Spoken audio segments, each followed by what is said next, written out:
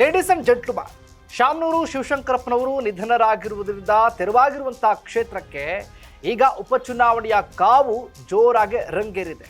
ಇದೀಗ ಭೀಕರ ಜಗಳ ಕೂಡ ಆಗಿದೆ. ಹಾಗಾದ್ರೆ ಉಪಚುನಾವಣೆಯಲ್ಲಿ ಸ್ಪರ್ಧೆ ಮಾಡ್ತಾ ಇರುವಂಥವ್ರು ಯಾರು, ಯಾರ್ಯಾರು ಆಕಾಂಕ್ಷಿಗಳಿದ್ದಾರೆ, ಈ ಭೀಕರ ಜಗಳ ಏನು? ಇದೇ ಫೋಕಸ್ನ ಎಕ್ಸ್ಕ್ಲೂಸಿವ್ ಸ್ಟೋರಿ, ಭೀಕರ ಜಗಳ. ಎಸ್ ವೀಕ್ಷಕರೇ, ನೆಲ ಜಲ ಭಾಷೆಗಾಗಿ ಪ್ರಾಮಾಣಿಕ ಪತ್ರಿಕೋದ್ಯಮ. ನೀವು ನೋಡ್ತಾ ಇದ್ದೀರಾ ಫೋಕಸ್ ಟಿವಿ. ನಾನು ಶಿವು ರಾನರಾಪುರ.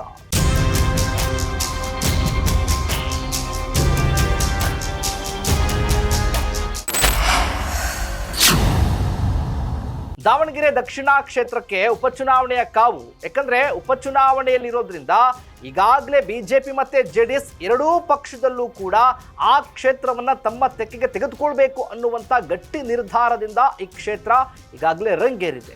ಇಲ್ಲಿ ಶಾಮನೂರು ಶಿವಶಂಕರಪ್ಪನವರ ಭದ್ರಾ ಕೋಟೆ ಅಂತ ಅಂದ್ರೆ ಇದೇ ಕ್ಷೇತ್ರ.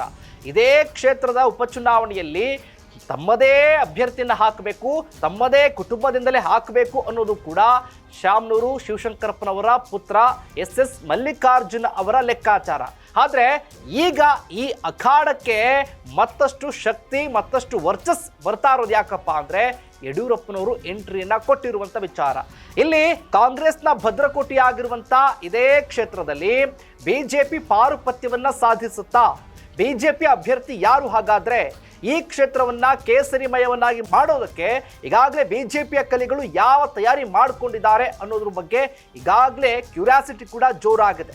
ಇಲ್ಲಿ ಎಸ್ ಮಲ್ಲಿಕಾರ್ಜುನ ಅವರ ಪುತ್ರ ಸಿದ್ಧಾರ್ಥ್ ಮಲ್ಲಿಕಾರ್ಜುನ್ ಅವರಿಗೆ ಟಿಕೆಟ್ ಕೊಡಿಸಬೇಕು ಅನ್ನುವಂಥ ಲೆಕ್ಕಾಚಾರದಲ್ಲಿ ಎಸ್ ಮಲ್ಲಿಕಾರ್ಜುನ್ ಈಗಾಗಲೇ ಕಾಂಗ್ರೆಸ್ ಪಾಳ್ಯದಲ್ಲಿ ಭಾರಿ ಚರ್ಚೆ ಮಾಡಿ ಮಗನನ್ನ ಕಣಕ್ಕಿಳಿಸಬೇಕು ಅನ್ನುವಂಥ ಲೆಕ್ಕಾಚಾರ. ಇದೇ ಎಸ್ ಮಲ್ಲಿಕಾರ್ಜುನ್ ಪುತ್ರ ಸಿದ್ಧಾರ್ಥ್ ಇದೇ ಕ್ಷೇತ್ರದಲ್ಲಿ ಸಿದ್ಧಾರ್ಥ್ ಮಲ್ಲಿಕಾರ್ಜುನ್ ಎದುರು ಕೂಡ ಸ್ಪರ್ಧೆ ಮಾಡಿದ್ದೇ ಆದಲ್ಲಿ ಬಿಜೆಪಿಯ ಅಭ್ಯರ್ಥಿ ಯಾರು?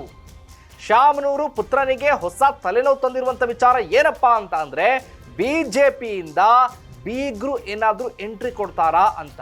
ಯಾರಿ ಬೀಗ್ರು? ಇದೇ ಸಿದ್ದೇಶ್ವರ್ ಅವರು. ಇದೇ ಬಿಜೆಪಿಯಲ್ಲಿ ಸಂಸದರಾಗಿದ್ದಂಥವರು. ಎಲ್ಲೋ ಒಂದ್ ಕಡೆ ಟಿಕೆಟ್ ಸಿಕ್ಕಿಲ್ಲ ಅನ್ನುವಂಥ ಬೇಜಾರ್ನಲ್ಲಿ ಅಸಮಾಧಾನ ಮಾಡಿಕೊಂಡಿದ್ದಾರೆ ಹೊರತು ಬಿಜೆಪಿಯಲ್ಲೇ ಕೂಡ ಇನ್ನೂ ಇದ್ದಾರೆ.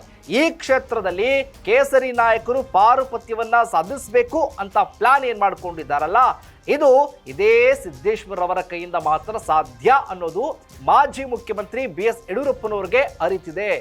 GM ಸಿದ್ದೇಶ್ವರ್ ಏನಾದ್ರೂ ಕೂಡ ಇದೇ ಕ್ಷೇತ್ರದ ಸ್ಪರ್ಧೆ ಮಾಡಿದ್ರೆ ಎಸ್ ಮಲ್ಲಿಕಾರ್ಜುನ್ ಅವರನ್ನ ನಾವು ಸರಿಯಾದ ರೀತಿಯಲ್ಲೇ ಕೂಡ ಕೌಂಟರ್ ಕೊಡಬಹುದು ಆ ಕ್ಷೇತ್ರಕ್ಕೆ. ಯಾಕೆಂದ್ರೆ ಹೇಳಿ ಕೇಳಿ ಕಾಂಗ್ರೆಸ್ನ ಕ್ಷೇತ್ರ ಅದು. ಈ ಸುಮಾರು ವರ್ಷಗಳಿಂದಲೂ ಕೂಡ ಶಾಮನೂರವರು ಆ ಕ್ಷೇತ್ರವನ್ನ ಭದ್ರಪಡಿಸ್ಕೊಂಡಿದ್ದಂಥವರು.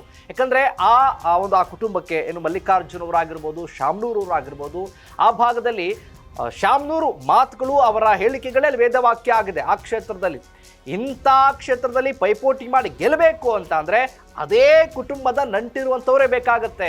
ಹಾಗಾಗಿ ಬಿಜೆಪಿ ಗಾಳ ಹಾಕಿದ್ದು GM ಸಿದ್ದೇಶ್ವರ್ ಅವರನ್ನ.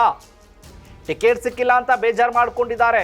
ಆ ಅಸಮಾಧಾನವನ್ನ ಹೋಗಲಾಡಿಸಿ ಆ ಕ್ಷೇತ್ರದಲ್ಲಿ ಭೀಕರ ಗುದ್ದಾಟಕ್ಕೆ ಈಗಾಗಲೇ ಹಣಿಯಾಗಿರುವಂತಹ ಕ್ಷೇತ್ರದಲ್ಲಿ ಬಿಜೆಪಿ ಯಾವ ರೀತಿಯಾಗಿ ಪ್ರಯತ್ನಗಳನ್ನ ಮಾಡ್ತಾ ಇದೆ, ಕಾಂಗ್ರೆಸ್ ಮತ್ತು ಬಿಜೆಪಿ ನಡುವೆ ಟಫ್ ಫೈಟ್ ಅನ್ನ ಕೊಡುವಂತ ಸಾಧ್ಯತೆ ಇರೋದ್ರಿಂದಲೇ ಕೂಡ ಎಸ್ ಮಲ್ಲಿಕಾರ್ಜುನ್ ರವರಿಗೆ ಬೀಗರ ಜೊತೆ ನಾವು ಯಾವಾಗ ಹೋರಾಟ ಮಾಡೋದು, ಹೆಂಗೆ ಹೋರಾಟ ಮಾಡೋದು? ಸೋಲು ಗೆಲುವು ಎರಡೂ ಕೂಡ ಒಂದೇ ಕುಟುಂಬ ಇದ್ದ ಹಾಗಾಗೋದ್ರಿಂದ ಯಾವ ರೀತಿಯ ಪ್ರಯತ್ನವನ್ನ ಮಾಡಬಹುದು? ಏನಾಗುತ್ತೆ ಹಾಗಾದ್ರೆ? ತಮ್ಮ ಪುತ್ರನನ್ನ ಕಣಕ್ಕಿಳಿಸಿ ಏನಾದ್ರೂ ಕೂಡ ಸೋಲಾಗ್ಬಿಟ್ರೆ ಏನಾಗುತ್ತೆ ಹಾಗಾದ್ರೆ? ಬಿಜೆಪಿಯಲ್ಲೂ ಕೂಡ ಅಷ್ಟೇ, ಸಿದ್ದೇಶ್ವರ ಸೋಲಾದ್ರೆ ಏನಾಗಬಹುದು ಹಾಗಾದ್ರೆ? ಇಲ್ಲಿ ಗಮನಿಸಿರೋ ದಿನಪ್ಪ ಏನಪ್ಪಾ ಅಂತ ಅಂದ್ರೆ ಕೇಂದ್ರದ ರಾಜಕಾರಣವನ್ನ ಬಿಟ್ಟು ರಾಜ್ಯ ರಾಜಕಾರಣದತ್ತ ಸಿದ್ದೇಶ್ವರ್ ಅವರು ಬರ್ತಾರಾ ಅನ್ನೋದು ಪ್ರಶ್ನೆ ಇದೆ. ಯಾಕಂದ್ರೆ ಅಸಮಾಧಾನ ಇರೋದ್ರಿಂದ ಏನೂ ಇಲ್ಲ. ಈಗಾಗಲೇ ಬಿಜೆಪಿಯ ಈ ಒಂದು ಪಾಳ್ಯದಲ್ಲಿ ರೆಬಲ್ ನಾಯಕರು ಅಂತಾನೆ ಗುರುತಿಸ್ಕೊಂಡಿರುವಂಥ ಹಲವು ನಾಯಕರಲ್ಲಿ ಸಿದ್ದೇಶ್ವರ್ ಅವರು ಕೂಡ ಒಬ್ರು. ಈಗ ಇದೇ ಯಡಿಯೂರಪ್ಪನವರು ಬಂದು ಕರೆದ್ರೆ ಚುನಾವಣೆಗೆ ಸ್ಪರ್ಧೆ ಮಾಡೋದಕ್ಕೆ ಒಪ್ಕೊಳ್ತಾರಾ? ಅಥವಾ ಹೈಕಮಾಂಡ್ ಮತ್ತೆ ಸಿದ್ದೇಶ್ವರ್ ಅವರನ್ನ ಪಕ್ಷಕ್ಕೆ ಸೇರಿಸ್ಕೊಂಡು ಅವರ ಜೊತೆ ಈ ಕ್ಷೇತ್ರದಲ್ಲಿ ಪೈಪೋಟಿ ಮಾಡೋದಕ್ಕೆ ಉಪಚುನಾವಣೆಗೆ ಅನುಮತಿಯನ್ನು ಕೊಡ್ತಾರಾ? ಕೊಟ್ಟಿದ್ದೇ ಆದಲ್ಲಿ ಈ ಕ್ಷೇತ್ರ ಅಂತೂ ಚುನಾವಣೆಯ ಕಾವು ರಂಗೇರೋದ್ರಲ್ಲಂತೂ ಭೀಕರ ಗುದ್ದಾಟ ನಡೆಯೋದಂತೂ ಸತ್ಯ. ಇದಾಗಿತ್ತು ಫೋಕಸ್ನ ಎಕ್ಸ್ಕ್ಲೂಸಿವ್ ಸ್ಟೋರಿ. ನೆಲ ಜಲ ಭಾಷೆಗಾಗಿ ನೋಡ್ತಾ ಇರಿ ಫೋಕಸ್.